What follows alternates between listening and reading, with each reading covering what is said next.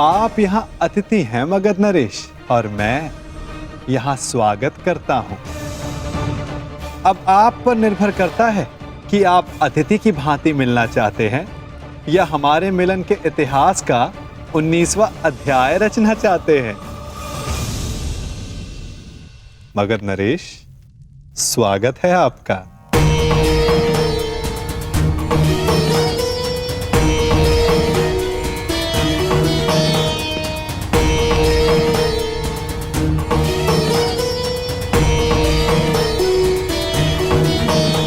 देख रहे हो मेरे होने वाले सम्राट, ये नटखट कैसे चटपट चटपट बोले जा रहा है? परंतु तुम घबराना नहीं, इस मायावी की माया को हरने के लिए ही मैं तुम्हारे साथ आया हूं। हाँ, अब तुम देखते रहो कैसे इस माखनचोर से तुम्हारा मामा उसकी वाणी चुराता है। वासुदेव,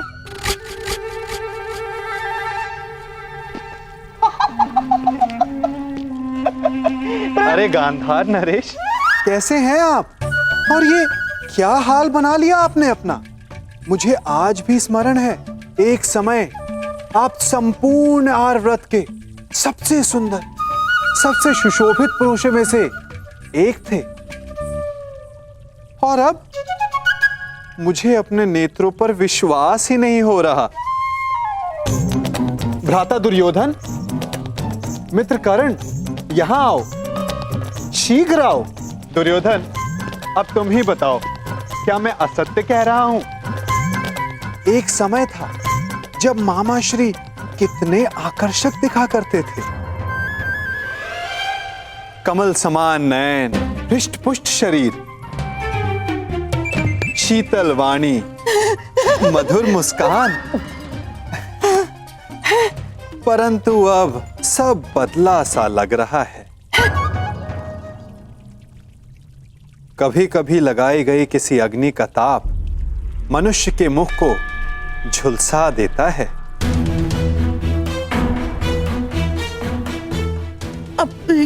है ना दुर्योधन? क्या मामा श्री को हस्तिनापुर में उचित आहार नहीं मिलता? ये क्या कह रहे हैं वासुदेव? मामा श्री को हस्तिनापुर में सर्वश्रेष्ठ आहार मिलता है। मैं उस आहार की बात नहीं कर रहा हूं जो मुंह से खाया जाता है। मैं तो उस आहार की बात कर रहा हूं जो विचारों को मिलता है, मन को मिलता है, क्योंकि अंततः दिखाई तो वही देता है। अरे, मैं भी क्या बातें लेकर बैठ गया। आइए, आप सबका स्वयंवर में स्वागत है। तुम्हारा भी मित्र कर्ण। वासु, प्रणिपात गांधार नरेश, आइए।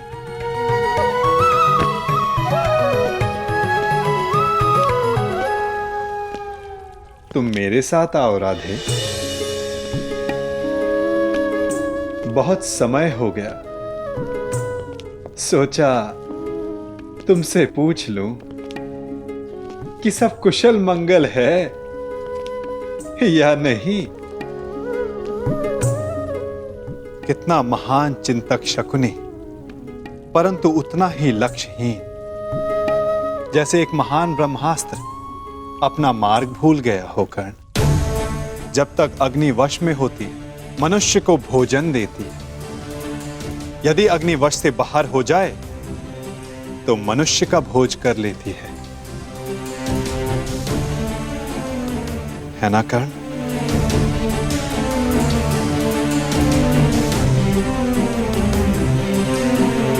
वासुदेव, क्या आप जानते थे कि वारणा व्रत में क्या हुआ? किस विषय में बात कर रहे हो कर्ण? उस भवन के विषय में जो दुर्योधन ने बनवाया, या उस भवन के विषय में जो अग्नि की भेंट चढ़ गया? यदि आप सब जानते थे तो आपने कुछ किया क्यों नहीं वासुदेव? नियति के समक्ष क्या वासुदेव और क्या कर्ण राधे, हम तो केवल प्रयास कर सकते हैं। सफल होना ना होना प्रारब्ध के हाथ में होता है। तुमने भी प्रयास किया ना? हाँ, प्रयास किया, परंतु ये शब्द बड़ा संहारक है मित्र। कहीं ऐसा तो नहीं कि तुम फिर से कोई वचन दे बैठे कर्ण?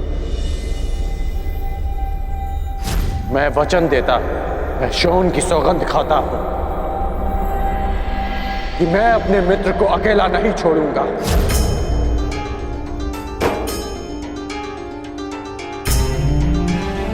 ओह कर्ण, मैंने कहा था कि वचन देते समय सावधान रहना, फिर भी दे बैठे क्यों? क्योंकि सबके पास वासुदेव जैसा मार्गदर्शक नहीं होता, और कुछ लोगों के पास तो शकुनी जैसे पथभ्रष्टक होते हैं। इसलिए मैंने अपने मित्र का साथ दिया और उसे वचन भी। यदि धनुष मध्य में से कच्चा हो तो धनुधर को घायल कर सकता है। योद्धा का खड़ग शत्रु के आक्रमण को रोक सकता है, परंतु समय के बवंडर को नहीं। कहीं ऐसा ना हो कि तुम एक असफल योद्धा सिद्ध हो जाओ कर्ण। योद्धा का धर्म युद्ध है, फिर वो उस युद्ध में सफल हो या असफल। और आप भूल रहे हैं वासुदेव कि मैंने पंख के स्थान पर पाषाण खंड होना चुना है। और मैंने क्या कहा था कि हमारा चयन ही हमारा भविष्य निर्धारित करता है कर्ण। स्मरण है? आपने मुझे यह स्मरण करवाने के लिए रोका है? नहीं, मैंने तुम्हें रोका है एक मंत्रणा देने के लिए कर्ण, कि स्वयंवर में तुम प्रतिभागी मत बनना। स्वयंवर में भाग लेने की मेरी कोई मंशा नहीं है। तो फिर मुझे वचन दो कि चाहे जो भी तुम स्वयंवर में भाग नहीं लोगे।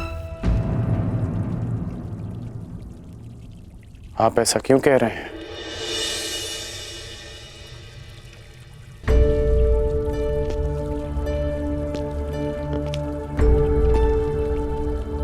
क्या आप नहीं चाहते कि मैं स्वयंवर में भाग लूं?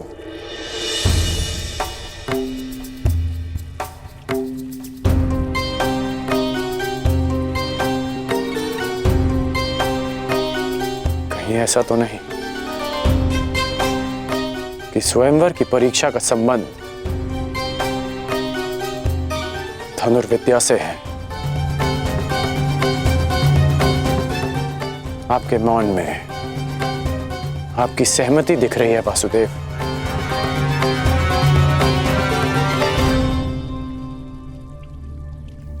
मैंने तुमसे एक वचन मांगा है राधे। आप ही ने मुझे सिखाया है कि बिना सोचे समझे किसी को वचन नहीं देना चाहिए। मैं स्वयंवर में भाग नहीं लूंगा, परंतु तब तक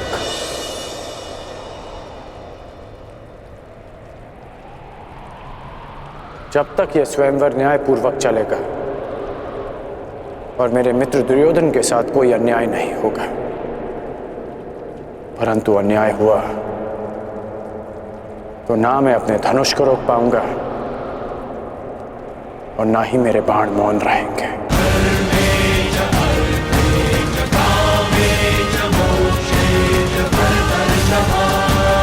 प्रणिपात वासुदेव।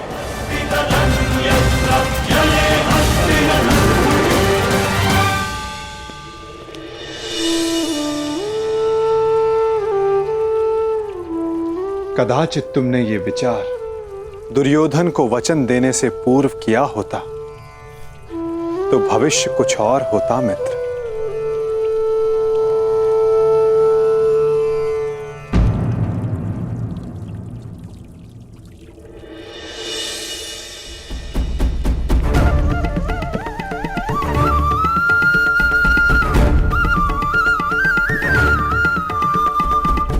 जो पहला ब्राह्मण तुम्हें मिले उसे ये दक्षिणा दे देना और कहना कि पांचाल राजभवन में एक बड़ा उत्सव हो रहा है।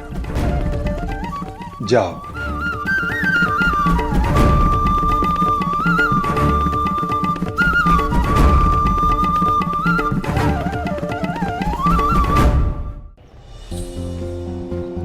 कहां से ढूंढूं ब्राह्मण? ये तो उनके भिक्षाटन का समय भी नहीं है। वो रहे ब्राह्मण।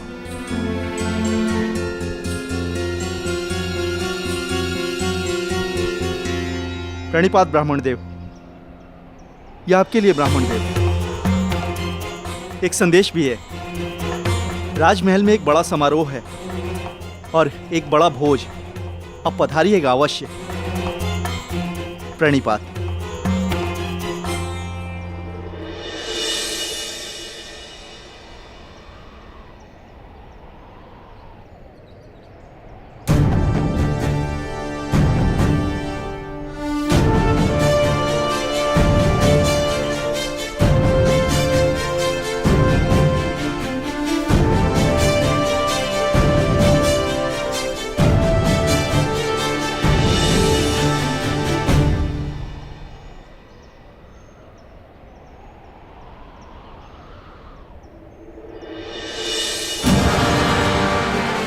स्वर्ण मुद्रा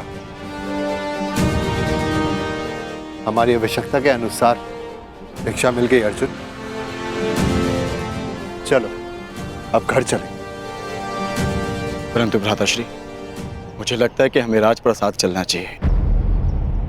कदाचित कई माह तक की हमारी आवश्यकता पूर्ण हो जाए।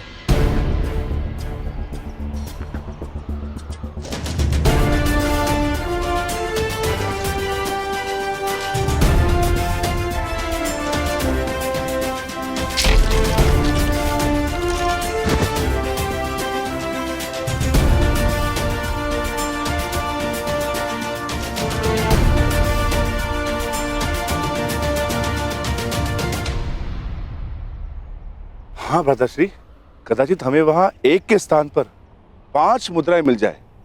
जब माताश्री कहेंगी कि आपस में बांट लो तो सुविधा हो जाएगी। अधिक लालच अच्छा नहीं है अनुज। भूखा रहना भी अच्छा नहीं है भ्राताश्री। आपने सुना ना, वहां भोज भी है।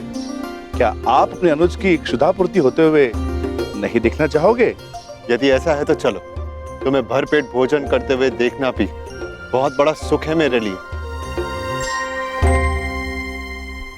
हम राजप्रसाद चलेंगे।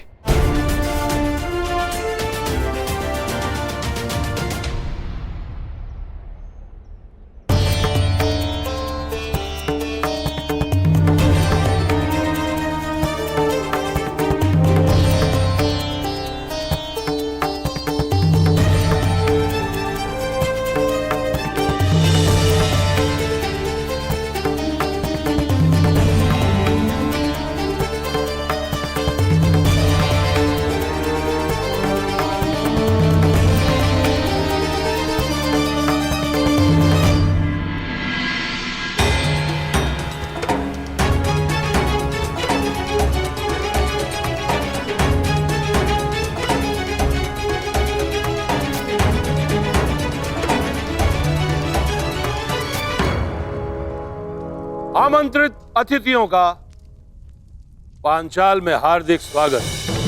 आप सभी यहाँ मेरी पुत्री याज्ञसेनी के स्वयंवर में भाग लेने के लिए पधारे। इसलिए मेरा भी यह कर्तव्य बनता है कि मैं स्वयंवर से आपका परिचय करवा दूं। मंडप के मध्य में वो जो स्थान आप देख रहे हैं, जो इस क्षण यव्यानिका से ढका हुआ है, वही वो परीक्षण है जिसमें सफल होने वाला प्रत्याशी मेरी पुत्री से विवाह कर सके। परंतु निश्चित रूप से यह परीक्षण सरल नहीं होगा।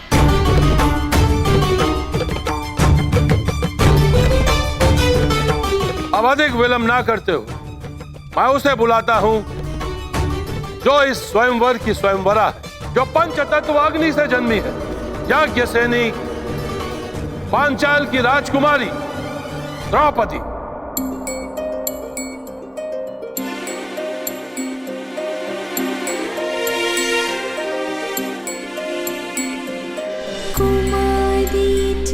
वाटी पांचाली वेदी मध्यात् समुत्थिता सुभागा दर्शनीयाङ्गी स्वसीताय तलोचना।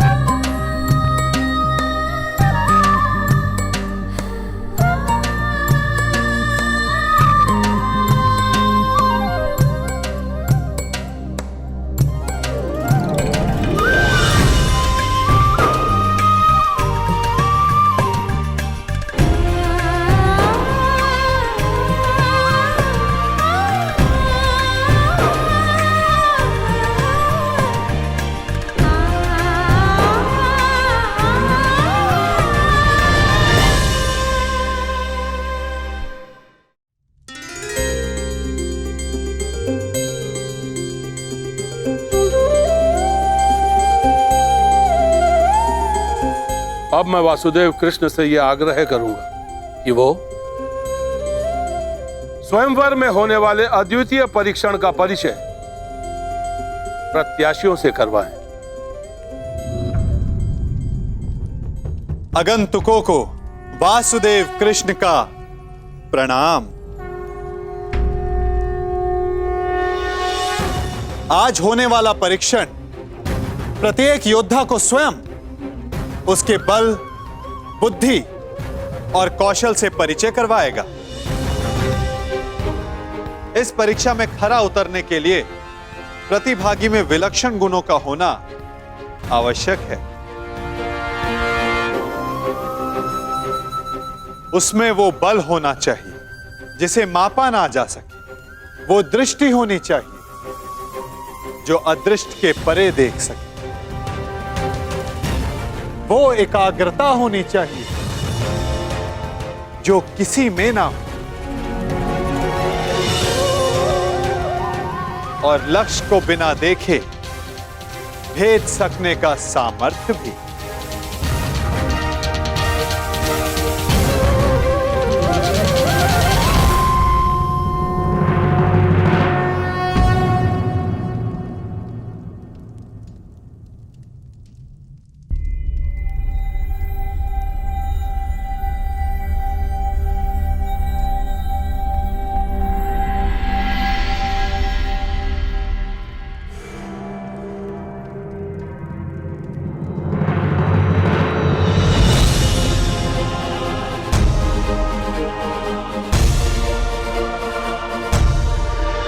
मुझे वचन दो कि चाहे जो भी हो, तुम स्वयंवर में भाग नहीं लोगे।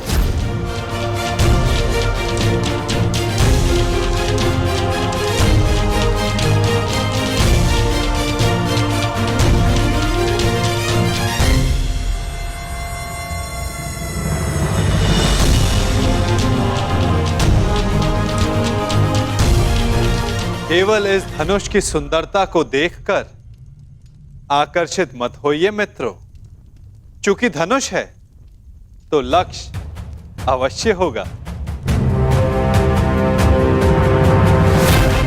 सोचिए, कहां होगा आपका लक्ष्य?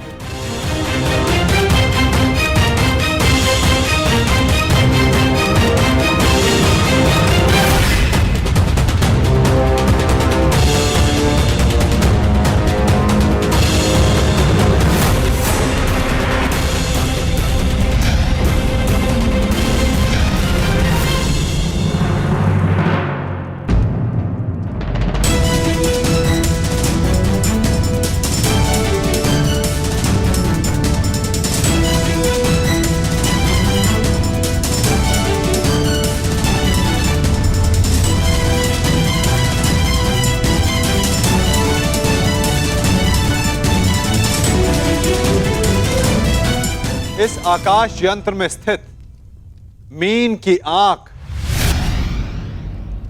आप सबका लक्ष्य है मित्रों। संसार के सर्वाधिक शूरवीर और बलशाली यहां उपस्थित हैं, परंतु प्रश्न यह है कि आप में से इस जल प्रतिबिंब को देखकर मीन की आंख का लक्ष्य कौन भेद सकेगा?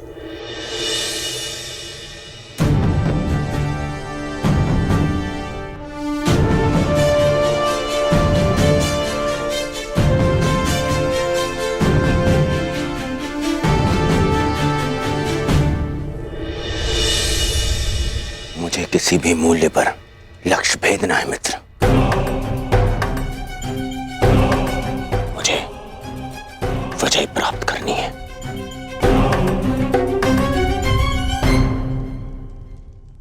अब मैं क्रम से वीरों का नाम पुकार कर उन्हें परीक्षण के लिए आमंत्रित करूंगा। सर्वप्रथम भद्रराज शल्य,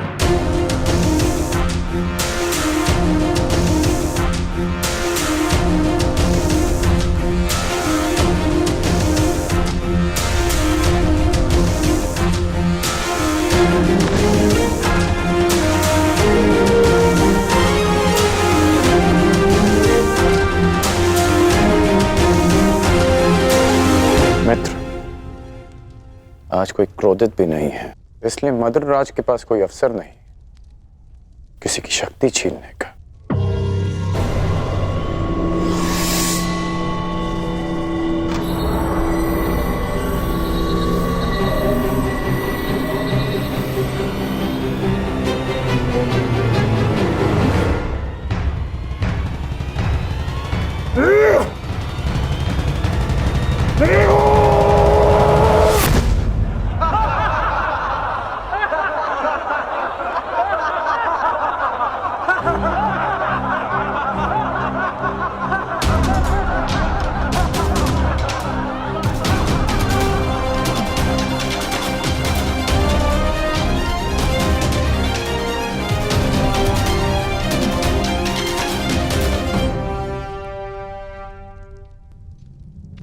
अगले प्रत्याशी काशीराज।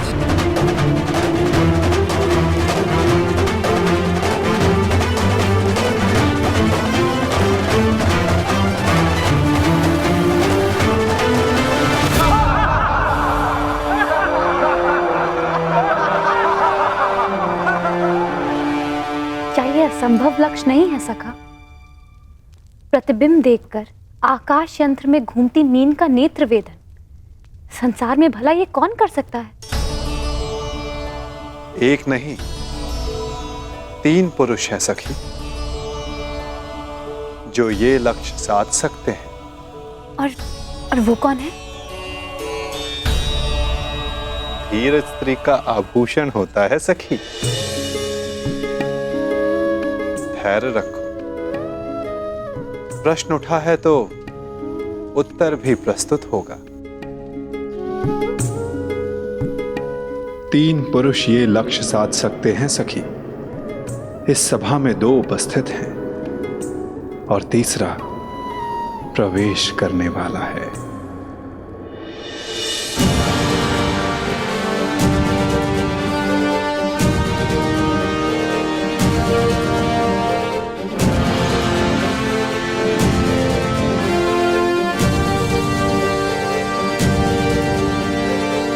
अगले प्रत्याशी भगत नरेश जरासन।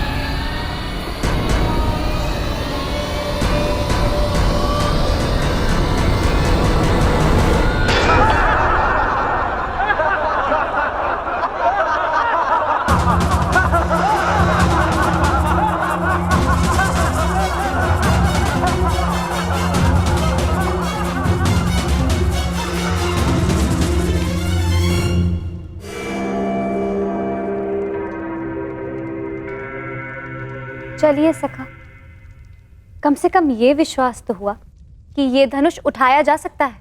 वैसे सखा, क्या अर्जुन भी ये धनुष उठा सकते हैं?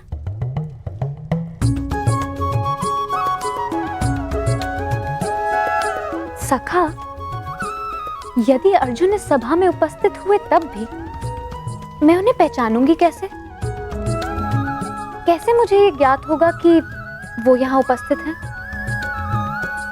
अर्जुन, परंतु सबका तो ये मानना है कि वो जीवित नहीं है। मैं ऐसा नहीं मानती सखा, क्योंकि मैं अभी तक जीवित हूं। तुम कहां जीवित हो सखी? तुम तब तक जीवित नहीं जब तक अर्जुन ना मिल जाए, यही ना? और यही तो मेरा प्रश्न है केशव, कि मैं उन्हें कैसे पहचानूं जो मेरे जीवन का एक कारण है। जब वो क्षण आएगा तुम्हें स्वयं अनुभूत हो जाएगा सखी। तुम्हें अपने भीतर श्वास का प्रवास अनुभव होगा। वो अनुभूति तुम्हें आनंद नहीं, पीड़ा देगी। वो पीड़ा जिसकी तुम्हें प्रतीक्षा है, वो पीड़ा जो तुम्हें आनंद से अधिक प्रिय लगे। क्या मुझे सच में ऐसा अनुभव होगा सखा? परंतु कब? कौन जाने, कदाचित अति शीघ्र।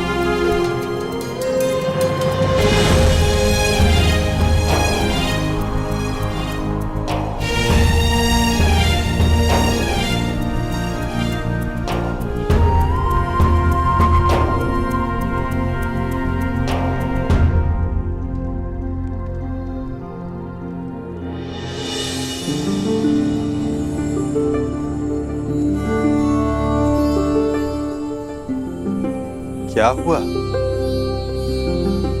सखा, मैंने कुछ अनुभव किया।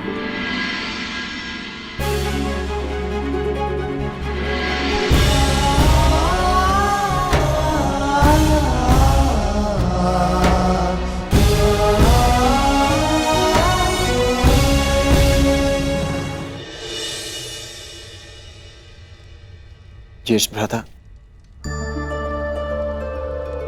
वो कौन है जो मेरी ओर देख रहे हैं? जो राजकुमारी के समीप बैठे हैं वो वासुदेव कृष्ण हैं, द्वारकाधीश। हमारे ममेरे भाई भी हैं, परंतु वो तुम्हें नहीं देख रहे। वो स्वयंवर में आए सारे प्रतिभागियों को देख रहे हैं। वो कमल नयन वाले हैं, इसीलिए सबको लगता है कि वो उन्हें ही देख रहे हैं, परंतु नहीं।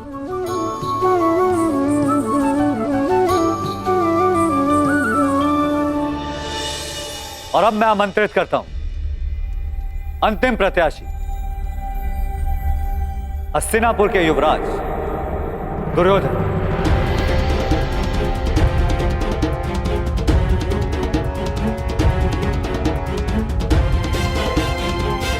अंतिम?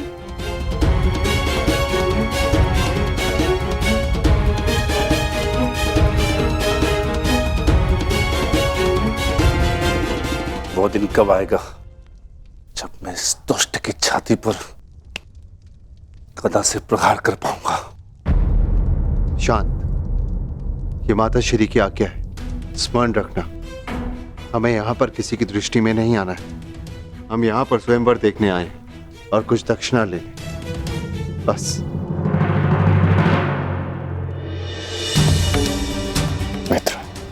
मित्र, मैं जानता हूं कि तुम ये धनुष उठा सकते हो, परंतु स्मरण रहे कि तुम अपने पांव के मध्य तनिक दूरी बनाए रखना, ताकि तुम धनुष का बोझ संभाल सको। धनुष का एक भाग भूमि पर रखना, ताकि प्रत्यंचा चढ़ाते समय धनुष तुम्हारे हाथ से छूटे ना।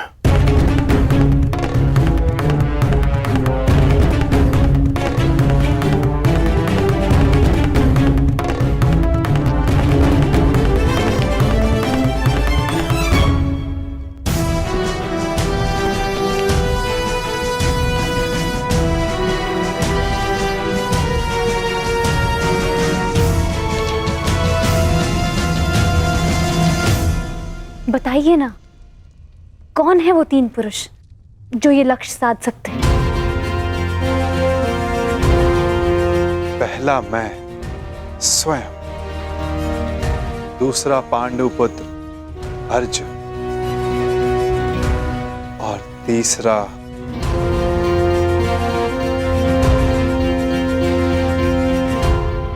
मैं राधेकरण। मैंने संधान लक्ष्य देखकर ही किया, आपके नेत्रों में देखकर।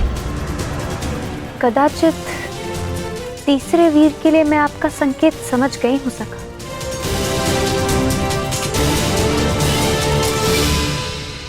परंतु वो इस स्वयंवर में भाग नहीं ले रहा है। आशा यही है सखी, परंतु नियति क्या कहे कौन जाने।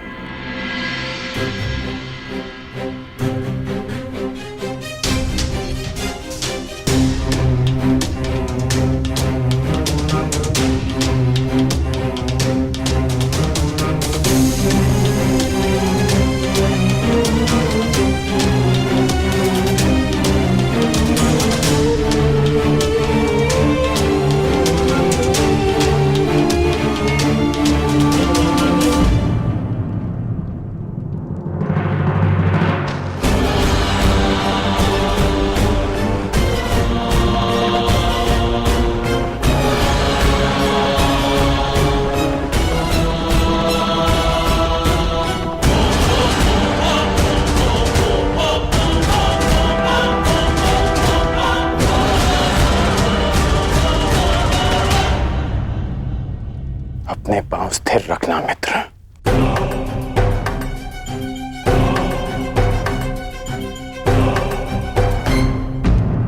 अब धनुष का एक भाग भूमि पर रखो।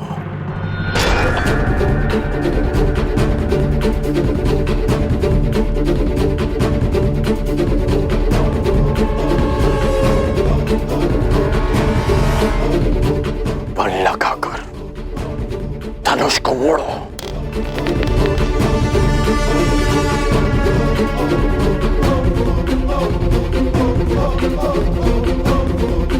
धैर्य रखना मित्र, तभी प्रत्यंचा चढ़ा पाओगे। ये दुष्ट कहीं लक्ष्य साध न ले। नहीं भ्राताश्री, उसकी पकड़ दुर्बल है और प्रत्यंचा तेलीय है, दुर्योधन के हाथ से फिसल जाएगी।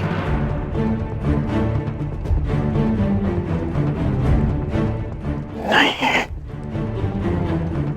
एकाग्रता बनाए रखो दुर्योधन। यदि ध्यान भटका तो प्रत्यंचा हाथ से छूट जाएगी।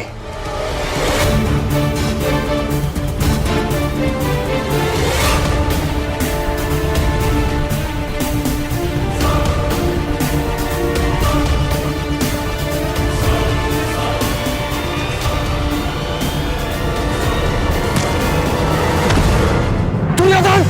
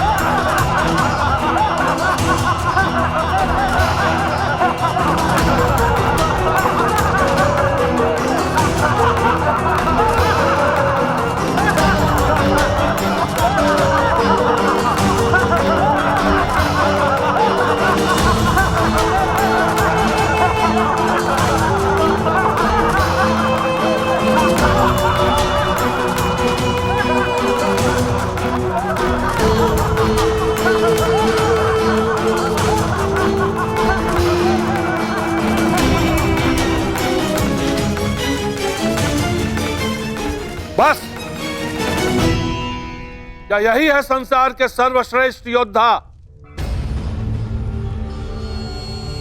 क्या इसी क्षमता के बल पर मेरी पुत्री का वरण करने आए थे आप लोग?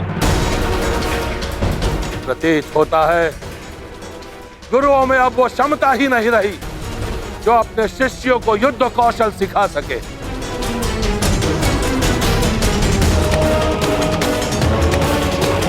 मेरी पुत्री का स्वयंवर अधूरा रह जाएगा, इस बात का दुख नहीं है मुझे, अभी तो खेद इस बात का है कि संसार के सर्वश्रेष्ठ योद्धाओं में से एक भी योद्धा ऐसा नहीं है जो इस परीक्षण में सफल हो सके। महाबली मानकर आप लोग अपने आप से छल कर रहे हो। चलिए पंचाल राज,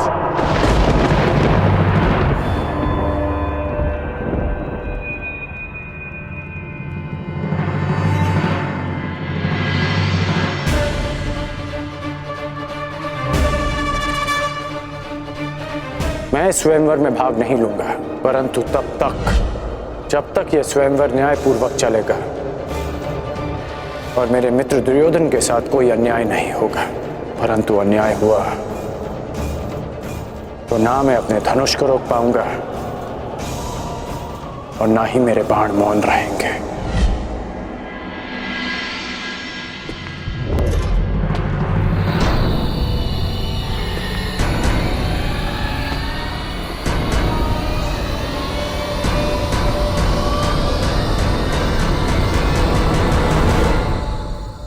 छल तो आपने किया है। यदि आपको अपनी पुत्री के लिए एक धनुर्धारी चाहिए था तो शेष योद्धाओं को यहां बुलाकर अपमानित करने का छल क्यों किया आपने?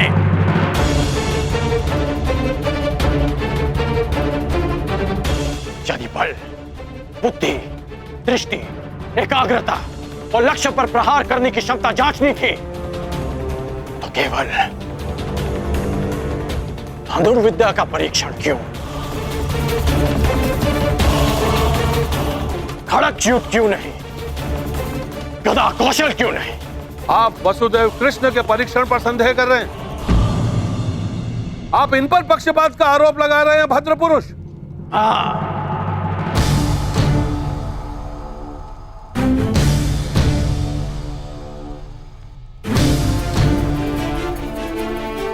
क्योंकि ये पक्षपात है।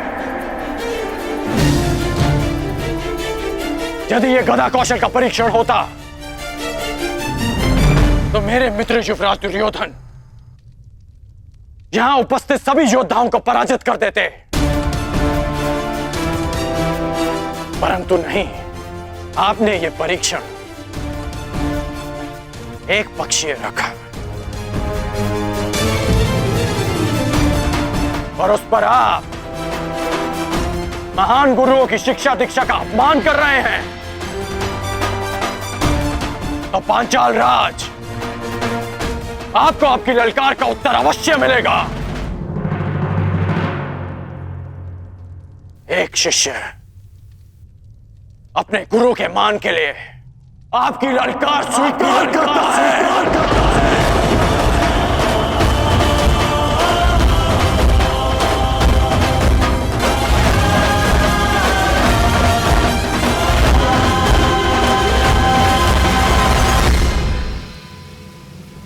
आज यहां इसी सभा में प्रत्यंचा भी चढ़ेगी, शर संधान भी होगा और लक्ष्य भेद भी होगा।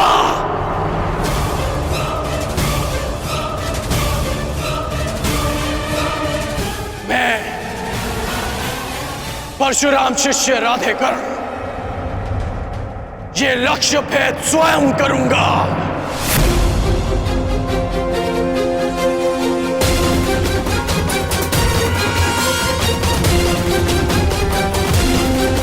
सखी, यदि तुम्हें ज्ञात हो कि अर्जुन जीवित है तो क्या करोगे? वो सब जो मेरे जीवन का उद्देश्य पूरा कर सके, जो कि अर्जुन से विवाह के पश्चात ही संभव है। तो फिर देखो सखी, वो तीसरा वीर जो इस परीक्षण में सफल हो सकता है।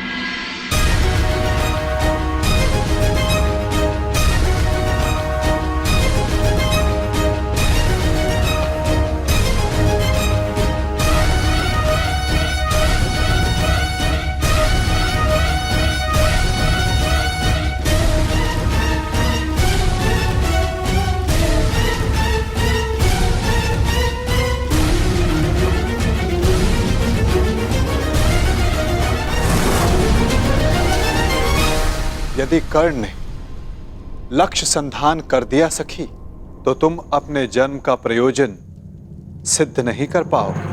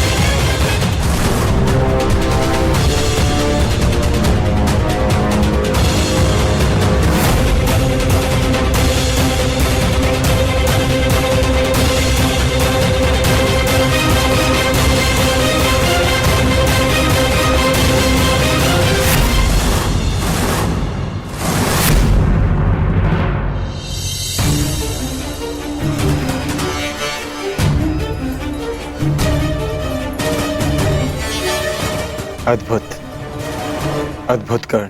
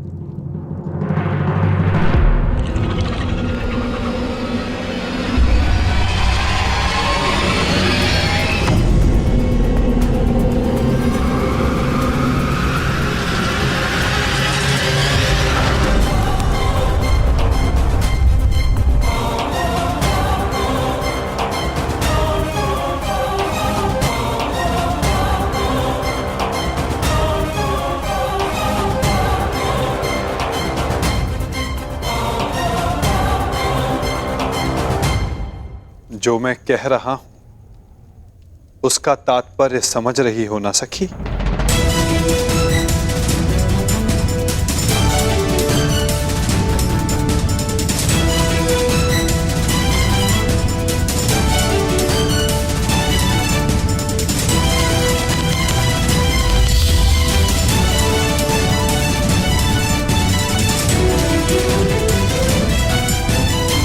बिना देखे आपने लक्ष्य संधान कैसे किया? आपके नेत्रों में देखकर।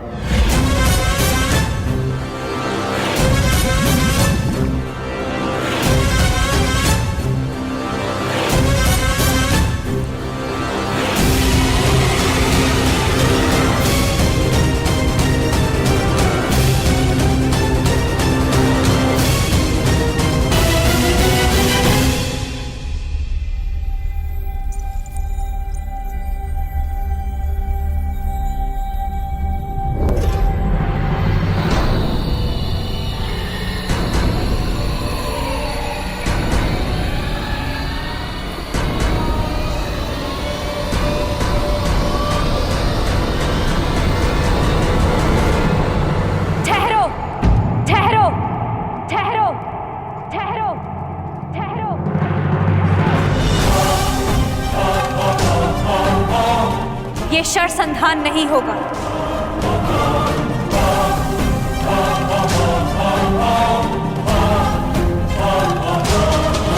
परंतु क्यों?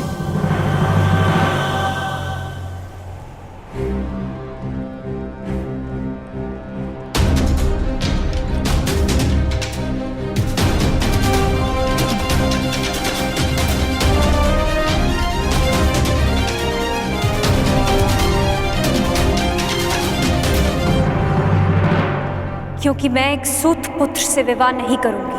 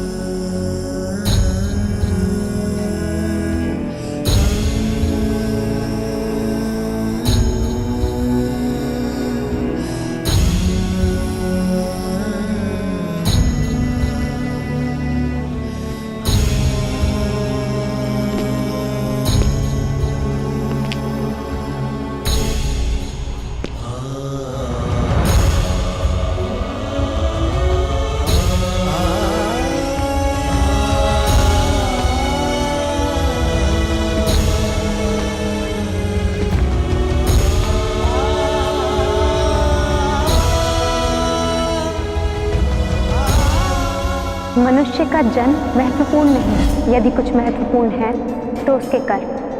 कर्म शब्दों से अधिक श्रेष्ठ माध्यम है मनुष्य और उसकी योग्यता के परिचय का।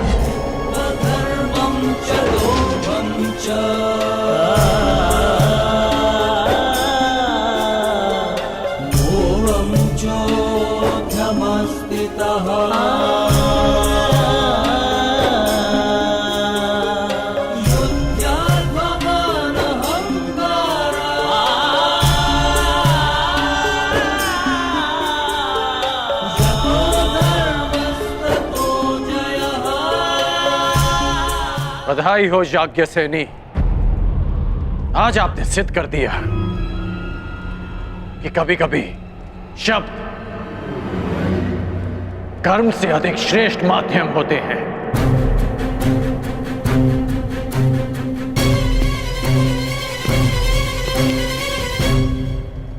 व्यतीत ना होकर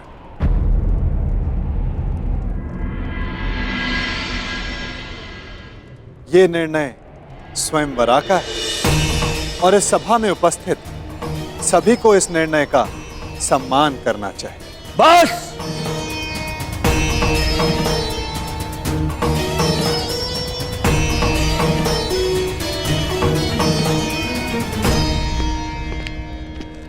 बस पांचाल नरेश, बस! ये कैसा खेल है? आप अपनी पुत्री का विवाह करवाना चाहते भी थे या नहीं?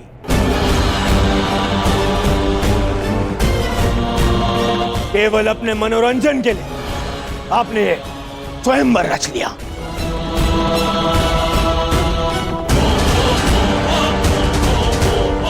आपने आर्यव्रत के बड़े बड़े शूरवीरों को यहां आमंत्रित किया। किसी को ज्ञात भी नहीं था कि परीक्षण में होने क्या वाला है। फिर एक विचित्र सी शर्त रख दी आपने स्वयंवर की, और जब अंगराज इस परीक्षण में सफल होने वाले थे तो आपकी पुत्री द्रौपदी ने इन्हें रोक दिया।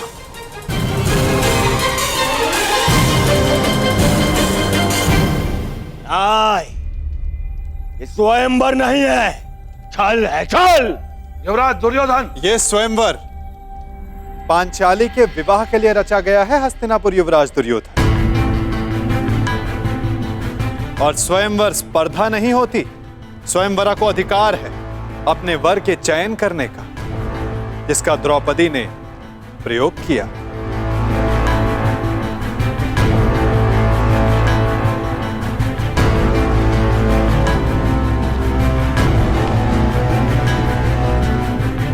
और रही बात छल की राजकुमार दुर्योधन, तो छल किसने किया, कहां किया, कब किया, उस विषय में कदाचित आप इस भरी सभा में बात नहीं करना चाहेंगे, है ना युवराज दुर्योधन?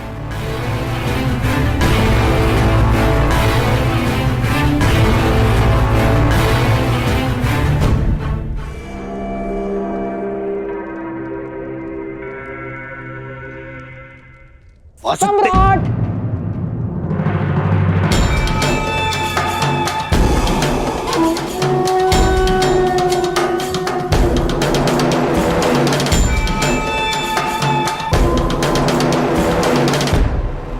मैं यहां उपस्थित सभी राजवंशियों की ओर से कुमारी द्रौपदी के निर्णय का समर्थन करता हूं।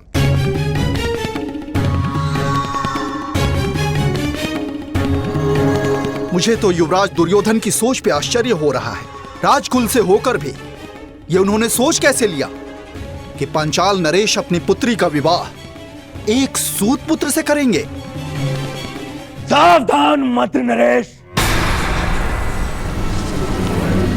सावधान तो आपको रहना था। आप कर्ण को इस सभा में लाने की भूल कैसे कर बैठे? जाइए अंगराज कर्ण, जाइए, जाके अपने अश्वों की राज संभालें। यह क्षत्रियों का स्वयंवर है, जाइए।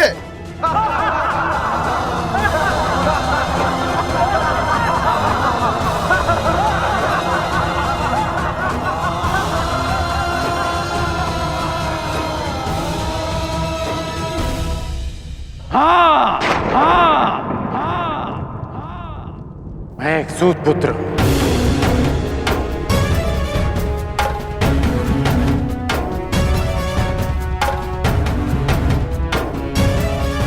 और मुझे गर्व है कि स्वयं को क्षत्रिय समझने का अभिमान करने वाले महारथियों का मार्गदर्शन एक सूत ही करता है। पथ निर्धारित करने वालों को यह नहीं भूलना चाहिए, जो खड्ग और गदा हाथ में लेकर वो वीर होने का दम भरते हैं, उसे कोई क्षत्रिय नहीं, एक लोहार बनाता है।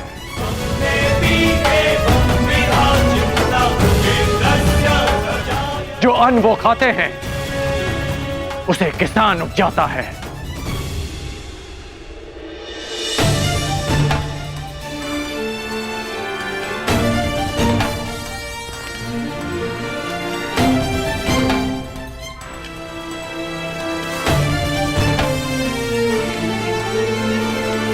मैं मेरा उपहास उड़ाने वालों से व्यथित नहीं हूं, क्योंकि मैं इनकी सोच वर्षों से जानता हूं।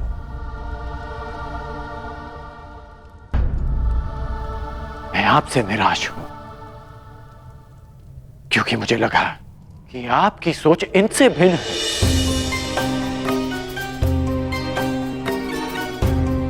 इस अपमान को सहने की क्षमता स्वयं में लाने के लिए मुझे वर्षों लग गए, परंतु आश्चर्य इस बात का है कि एक सूत का अपमान करना, उससे घृणा करना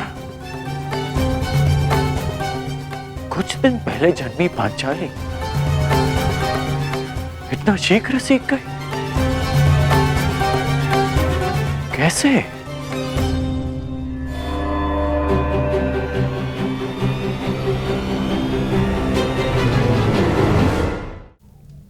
कुछ दिन पहले जन्मी पांचाली इतना शीघ्र सीख गए? कैसे?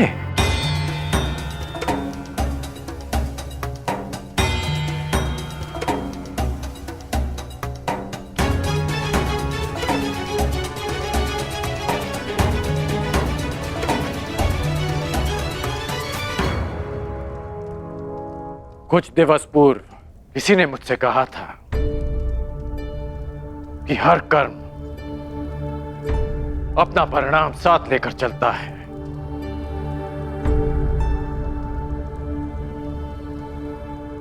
तो सुनिए याज्ञसेनी कि जो आज आपने मेरा अपमान किया, उस अपमान का परिणाम आपको अवश्य मिलेगा।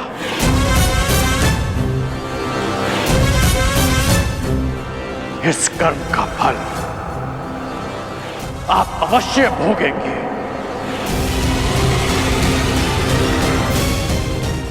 आपके शब्दों के गूंज का नाद जीवन भर आपको सुनाई देता रहेगा। स्मरण रहे।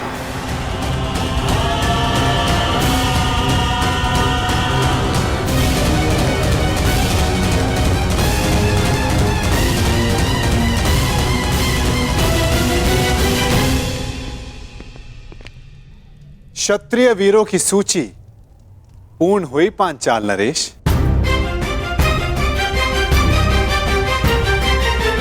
प्रतीत होता है कि अब और कोई नहीं जो इस परीक्षा में सफल हो सके।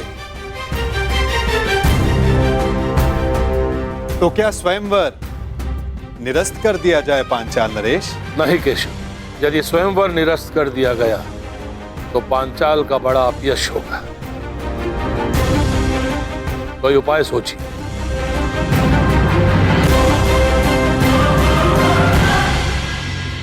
शांत हो जाओ मेरे होने वाले सम्राट। देखो कर्ण, इस स्थिति में केवल एक ही उपाय है। स्वयंवर संपन्न हुआ, हमें यहां से चलना चाहिए। कि स्वयंवर सर्वसाधारण के लिए खोल दिया जाए। किसी को भी लक्ष्य भेद करने का अधिकार और अवसर दिया जाए।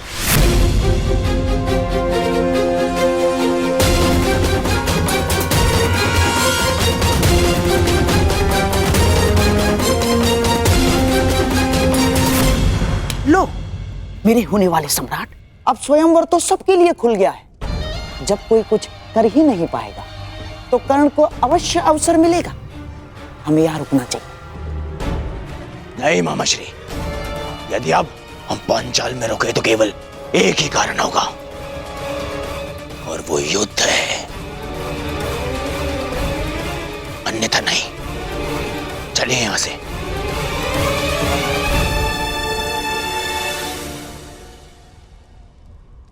अब तो स्वयंवर सबके लिए खुला है, फिर भी कोई समक्ष नहीं आ रहा। क्या मेरी पुकार योद्धाओं तक नहीं पहुंच पा रही?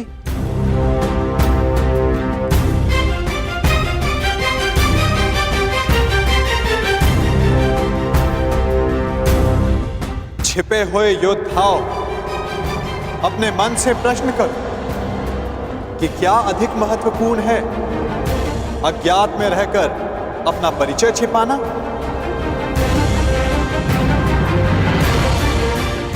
पराक्रम से अपना अधिकार पाना, अपनी श्रेष्ठता सिद्ध करना? क्या कोई योद्धा नहीं जो ये लक्ष्य साध सके? क्या किसी की भुजाओं में बल नहीं? यदि है तो मैं उसका आवाहन करता हूं। अर्जुन, आगे बढ़ो।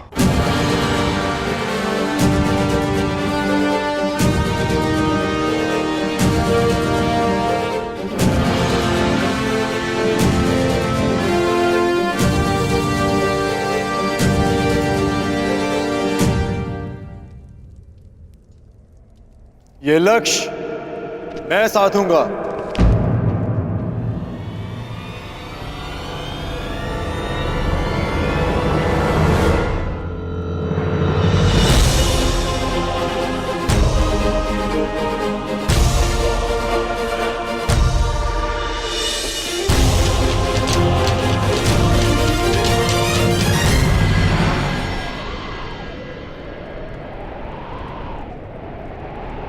जब वो क्षण आएगा तुम्हें स्वयं अनुभूत हो जाएगा सखी।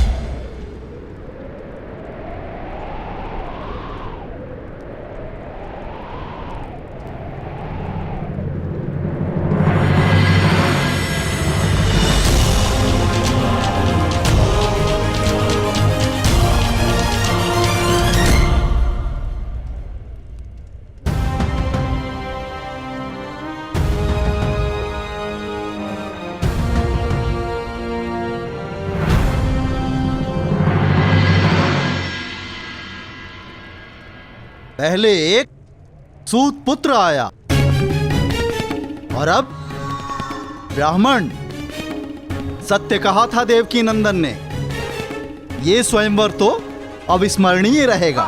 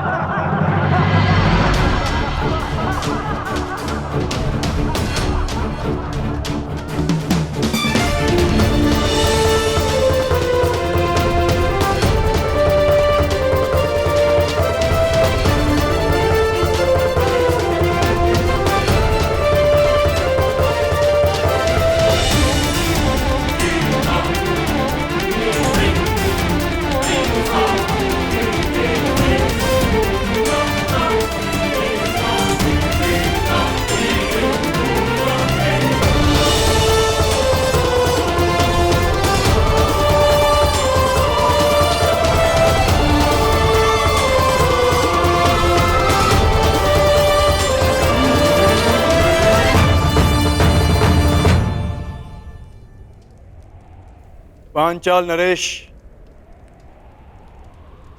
लक्ष्य संधान की अनुमति चाहूंगा। ब्राह्मण देवता, आप भूलवश यहाँ आ गए हैं। यज्ञशाला दूसरी ओर है और भिक्षादान द्वार पर हो रहा है। जाइए। सुना है ब्राह्मणों के श्राप में बड़ी शक्ति होती है। ऐसा ना हो कहीं इस मीन को श्राप देकर नीचे गिरा दें।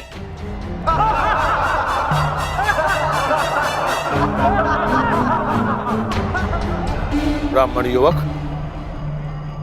क्या तुम विवेक से यह निर्णय ले रहे हो? कदाचित तुम्हारी शिक्षा दीक्षा पालन पोषण इस परीक्षा के अनुरूप नहीं है।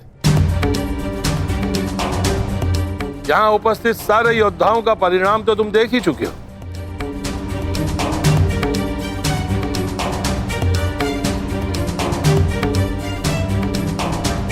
मैं आपके विचारों से सहमत हूं पांचाल नरेश, परंतु ब्राह्मण के बल पर संदेह नहीं करना चाहिए।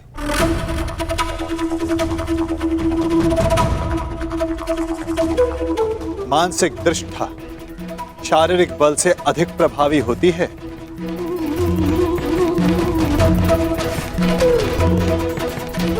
दिव्य अस्त्र का आवाहन करने वाले मंत्र ब्राह्मणों की शक्ति होती है।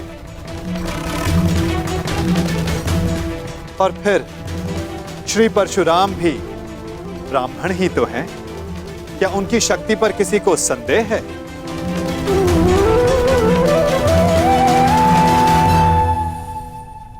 वासुदेव, इस युवक को अनुमति दिलाने के लिए इतना बल क्यों दे रहे हैं? छोड़ो ना मित्र, जितना अपमान सहना था सह लिया। अब यहां रुकने का कोई अर्थ नहीं। चलो यहां से। रुको, मैं ये देखना चाहता हूं कि यहां क्या होने जा रहा है। और जैसा कि मैंने पहले भी कहा पांचाल नरेश, ये स्वयंवर है, अंतिम निर्णय द्रौपदी का होगा।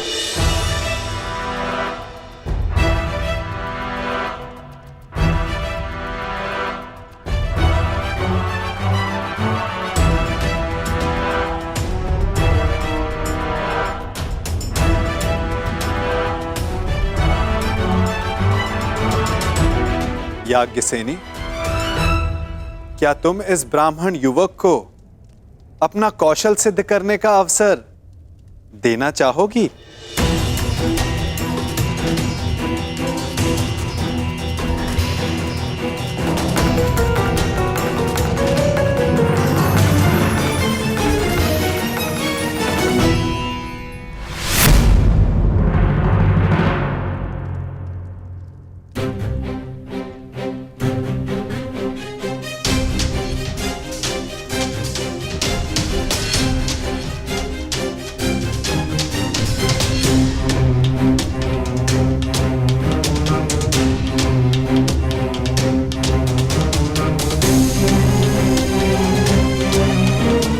ब्राह्मण युवक, तुम्हें अनुमति है।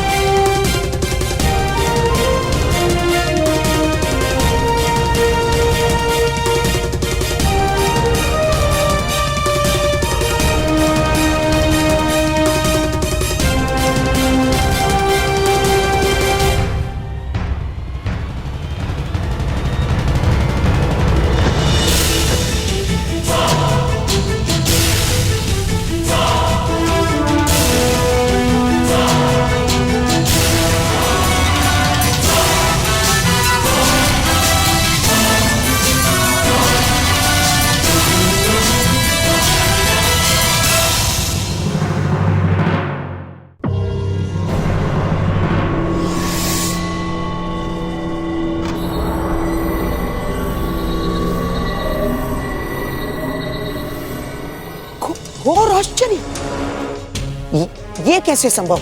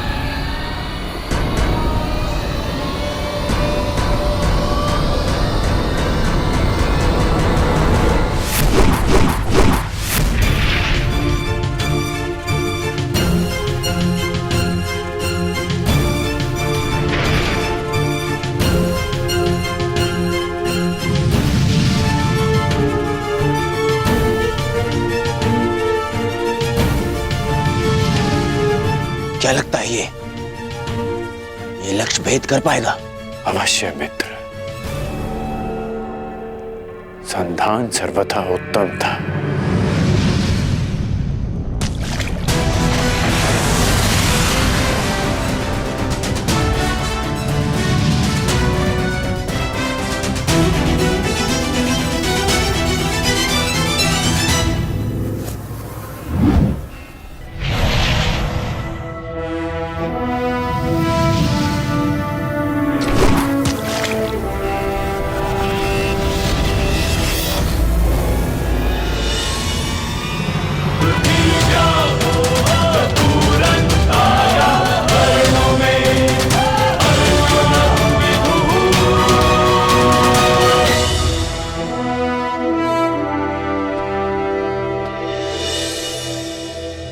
अब अपने वर का चयन तुम्हारे हाथों में है सखी। क्या तुम इस युवक का चयन करोगी?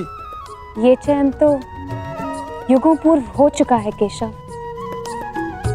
मैंने ये जन्म सिर्फ ये अनुभव करने के लिए लिया है कि क्या मेरा चयन उचित था।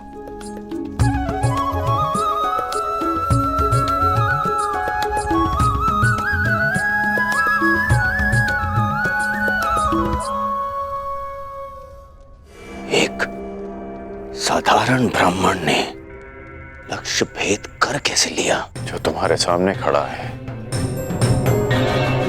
वो सामान्य नहीं है मित्र। कुछ तो असाधारण है इसमें।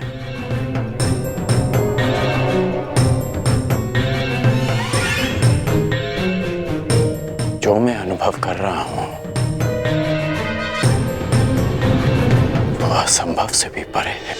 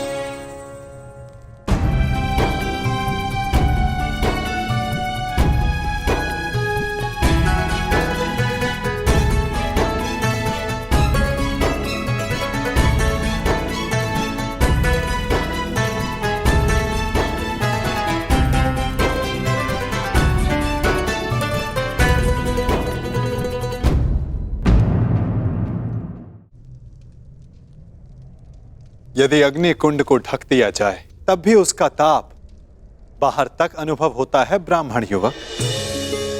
तुम्हारे भीतर की योद्धा की अग्नि को ब्राह्मण वेश रोक ना सका। और अग्नि तो पुनीता होती है। जब तक तुम्हारे जीवन का उद्देश्य पूर्ण ना हो जाए तुम्हें भस्म कैसे कर सकती है?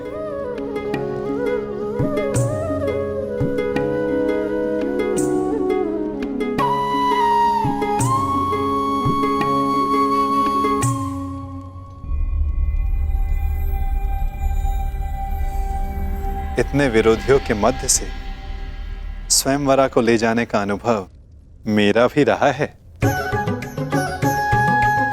उस अनुभव के आधार पर तुम्हारे लिए एक सुझाव है। यहां से शीघ्र चले जाओ।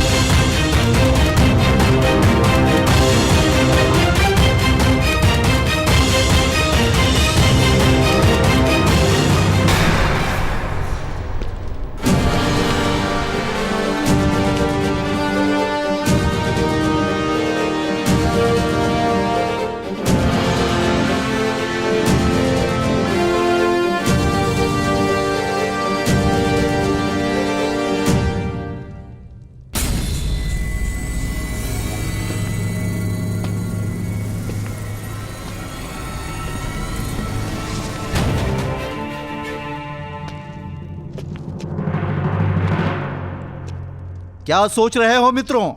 क्या मुख लेके जाओगे अपने प्रजाजनों के सम्मुख? जब वो पूछेंगे कि स्वयंवर में क्या हुआ, तो ये गाथा बताओगे कि हम महाबली एक धनुष तक ना उठा सके और हमारी नाक के नीचे से भिक्षा पे जीवन व्यतीत करने वाला एक ब्राह्मण पांचाली को लेके चला गया। अगर पांचाली हमारी न हुई तो किसी की नहीं होगी। हम उस ब्राह्मण का वध कर देंगे। मुझे अनुभव हो रहा है कि शीघ्र ही यहाँ कुछ अशुभ घटित होने वाला है। अशुभ तो घटित हो चुका है मित्र। एक साधारण ब्राह्मण हम क्षत्रियों के माथे पे कलंक लगा गया,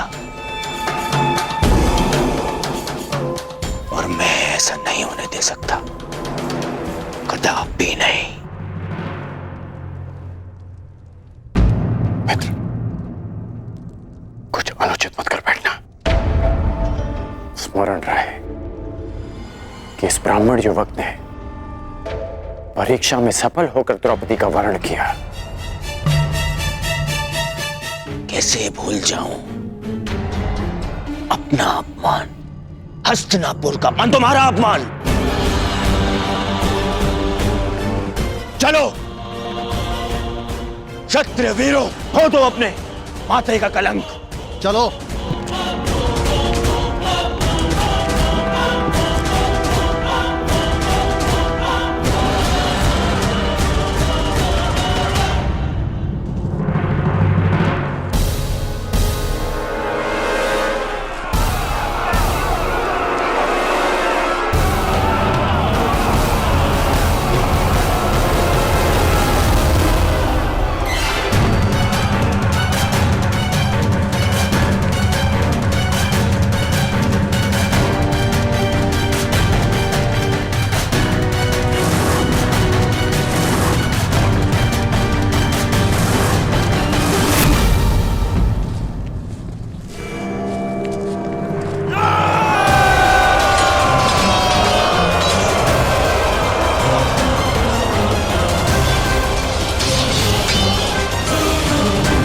भ्राताश्री, पांचाली को यहाँ से सुरक्षित ले जाइए।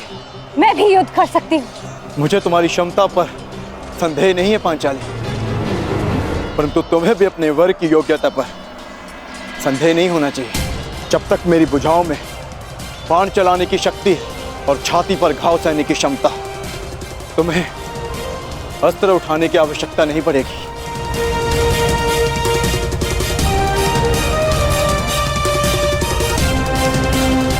अंगराज, नियति सबको दूसरा अवसर नहीं देती, परंतु तुम्हें दूसरा अवसर मिला है। चयन करने में भूल मत कर बैठना।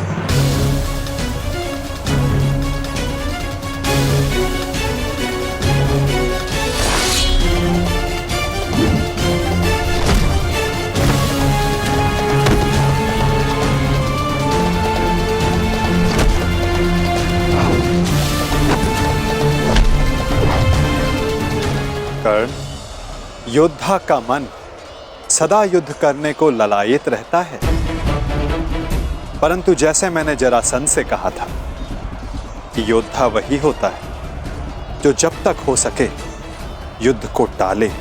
आपने एक और बात कही थी वासुदेव कि हम सब नियति से बंधे हैं, तो युद्ध होना है तो होगा। हाँ, कारण अवश्य भिन्न हो सकते हैं, कभी तारण तो कभी शंका का निवारण।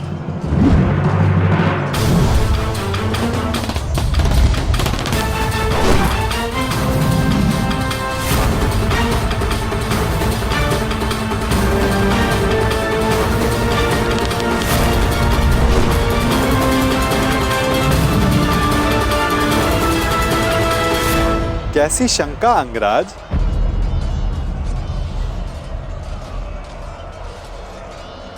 आप तो मेरा मन पढ़ सकते हैं ना वासुदेव, तो बताइए कि जो मेरे मन में चल रहा है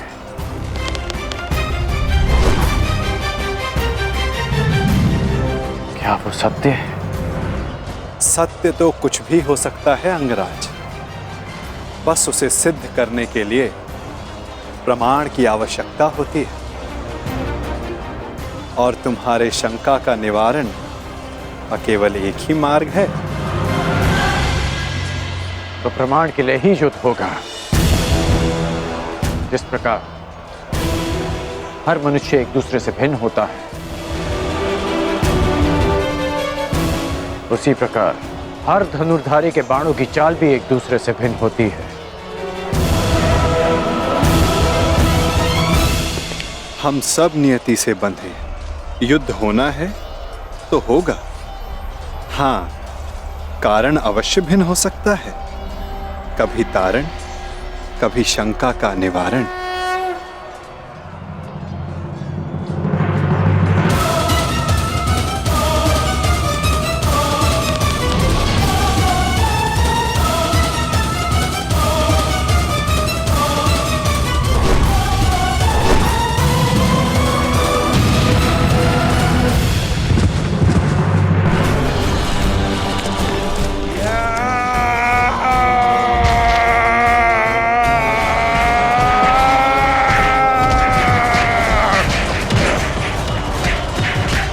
रुको ब्राह्मण पुत्र,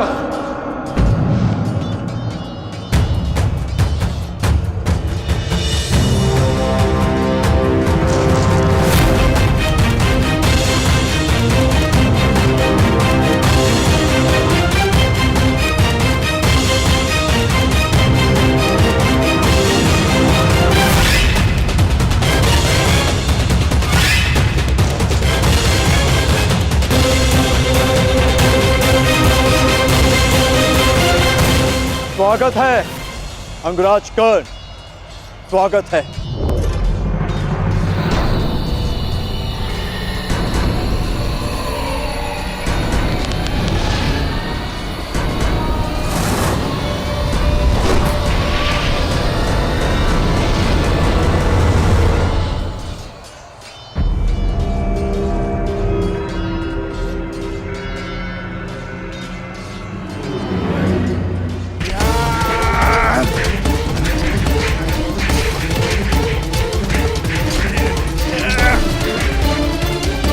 भूखे हो, बड़े भूखे हो ब्राह्मण। अब ये वृक्ष उखाड़ रहे। अरे हाँ, तुम्हें देखकर मुझे एक मूर्ख का स्मरण होता है, वो भी भोजन के लिए सदैव व्याकुल रहता था। अरे महाकाय ब्राह्मण, बालकों पर क्यों प्रहार कर रहे? आओ, मुझ पर प्रहार कर, आओ। इससे अवसर की मैं कब से प्रतीक्षा कर रहा था।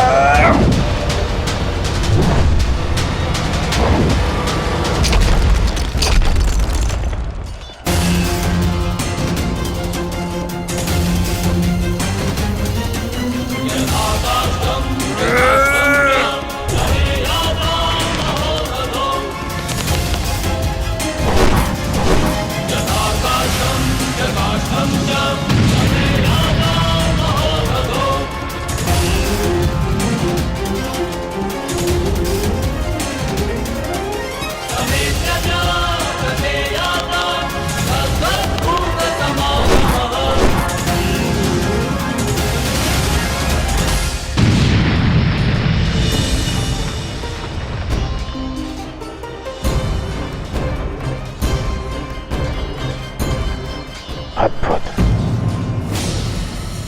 क्या तुम सच में ब्राह्मण हो वीर?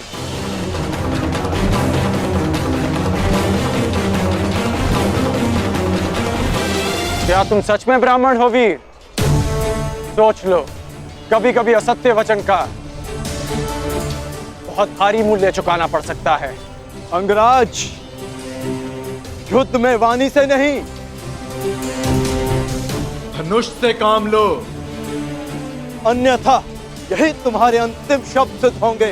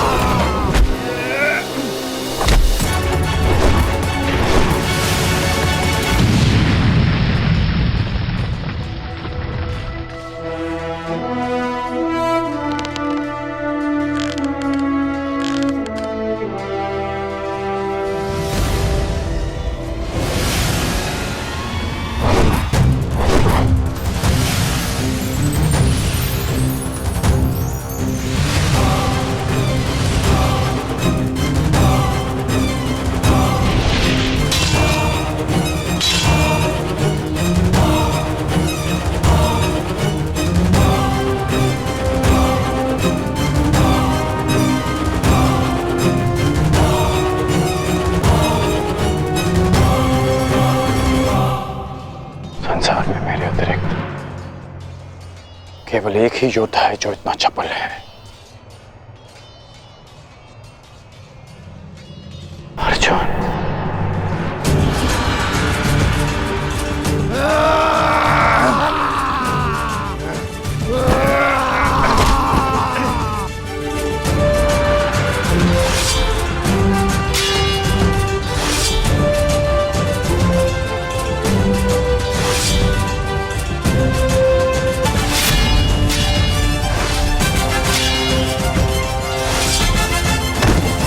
पांडव लाक्षागृह से जीवित बच निकले।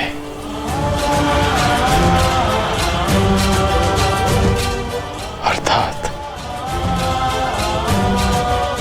माता कुंती भी सुरक्षित है।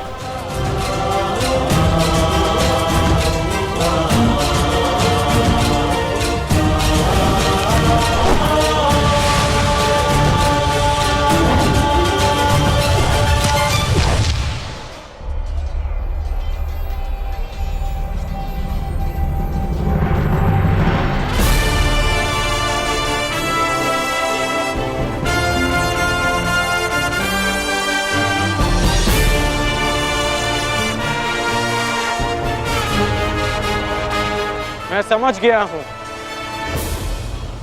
कि तुम एक महान योद्धा हो ब्राह्मण, और मैं ये भी जानता हूं कि तुम्हें इस युद्ध की आकांक्षा स्वयंवर में विजय की आकांक्षा से भी कहीं अधिक है। और आकांक्षा मेरी भी यही है कि ऐसे ही एक वीर से अपना अधूरा द्वंद्व पूर्ण करूं, परंतु वो अधूरा द्वंद्व युद्ध भूमि में पूर्ण होगा, किसी अभिमानी के स्वयंवर में नहीं। शंका का निवारण हो गया। अब इस युद्ध का कोई कारण शेष नहीं। मैं तुम्हारे उज्जवल भविष्य की कामना करते हुए इस युद्ध को यहीं समाप्त करता हूं। जाओ ब्राह्मण पुत्र, तुम्हारी माता तुम्हारी प्रतीक्षा कर रही हूं।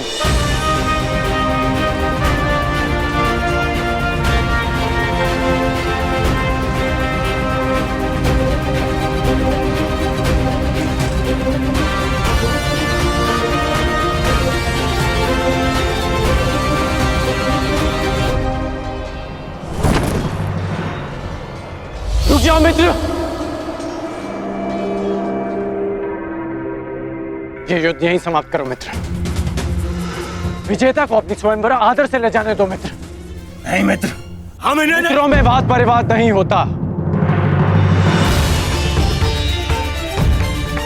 ये ब्राह्मण अपने उपहार का अधिकारी है।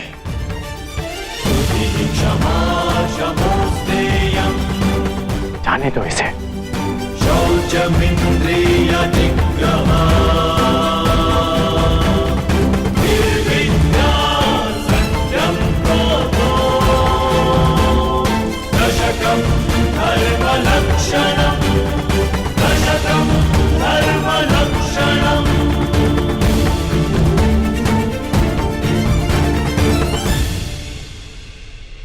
माता कुंती और पांडव जीवित हैं।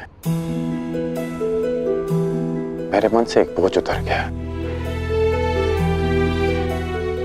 अन्यथा लाक्षागृह की वो अग्नि मेरे मन को सदैव जलाती रहती।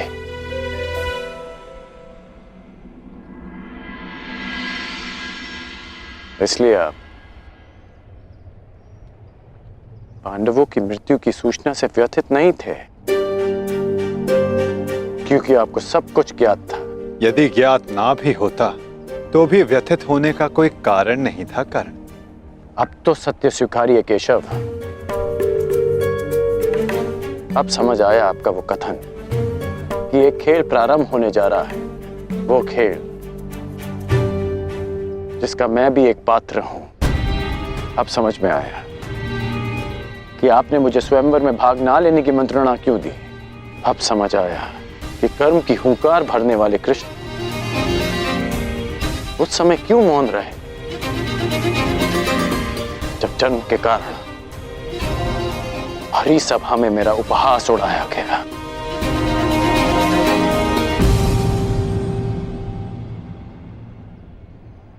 अर्जुन के लिए ही ना नटवर।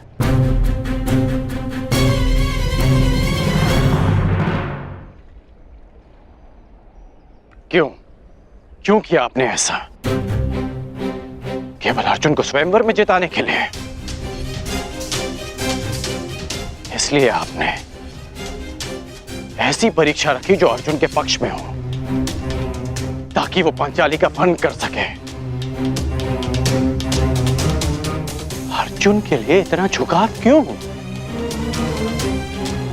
उसके लिए मेरा अपमान क्यों? इतना बड़ा खेल क्यों? इतना पक्षपात क्यों? क्यों वासुदेव? क्या तुम ये कह रहे हो कि मैं पक्षपाती हूं मित्र? क्यों?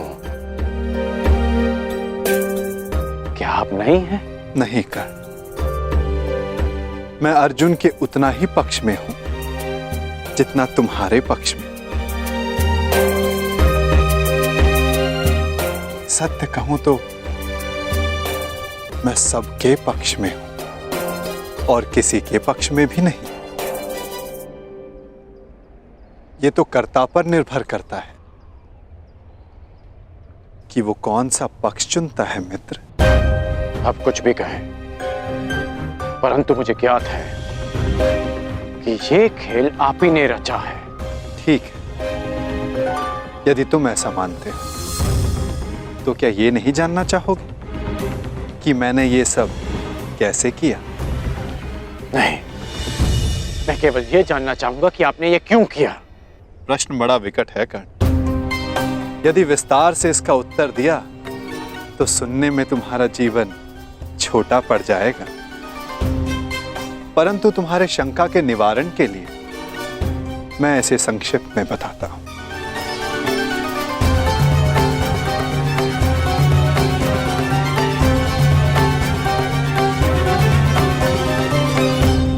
एक महाचक्रवात आने को है कर्ण, ऐसा विकराल चक्रवात जिससे कोई भी सुरक्षित नहीं रह पाएगा।